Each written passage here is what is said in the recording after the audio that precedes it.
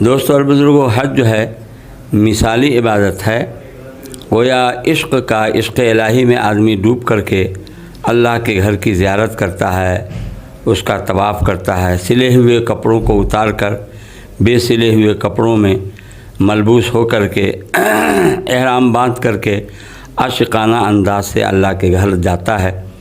اللہ کے گھر کا طواف کرتا ہے، چکر لگاتا ہے، صفا مروہ کے درمیان سعی کرتا ہے۔ کبھی منی میں ہے جہاں جمرات کو شیطان کو کنکری مارتا ہے، اور کبھی عشق میں ڈوب کر عرفات کے چٹیل میدان میں وقوف کرتا ہے،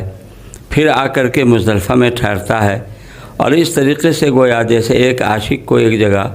ٹھہراؤ نہیں ہوتا، اسی طریقے سے اللہ کی محبت میں اللہ کے حکم کے مطابق، اللہ کے محبوب حضور سرور عالم صلی اللہ علیہ وسلم کی سنت کے مطابق، آپ کے طریقے کے مطابق یہاں